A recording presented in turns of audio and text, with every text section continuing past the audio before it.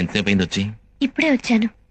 మీ పేరు చెప్పగానే కాలేజీలో సీట్ ఇచ్చారు, అందుకే థ్యాంక్స్ చెప్పడానికి వచ్చాను. దాందే ఉందిలే. మా ఇంటి రాగి జావ తాగుతావా? రాగి జావేంటి? అన్నమే తింటాను. మా ఇంట్లో అన్నం ఉండదు, రాగి జావే. అదే తాగుతాను.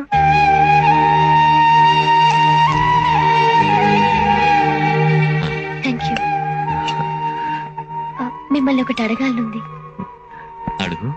మీకు డబ్బుంది, ఆస్తుంది.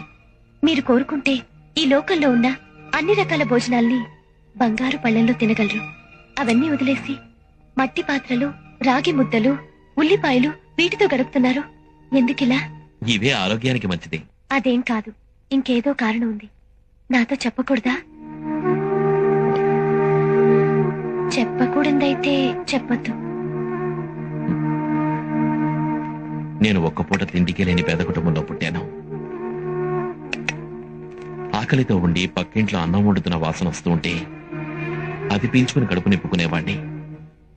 ఎవరైనా ఒక్క పూట అన్నం పెడతారా అని ఒక్కొక్క గుమ్మ ముందు వెళ్లి నిలబడేవాణ్ణి. ఎవరూ అన్నం పెట్టలేదు. పెళ్లి బంతిలోనైనా అన్నం పెడతారని వెళ్లి కూర్చునేవాణ్ణి. కానీ అక్కడ కూడా అన్నం పెట్టలేదు.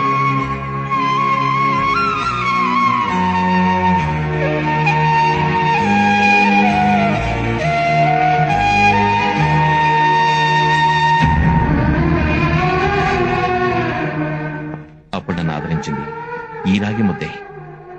ఆ రోజే తెలుసుకున్నాను నాలాంటి పేదవాడికి ఇదే శాశ్వతమని.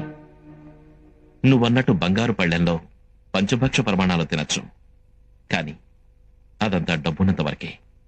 అందుకే డబ్బు ఉన్నా లేకపోయినా ఎప్పుడు ఒకేలా ఉండాలని నిర్ణయించుకున్నాను.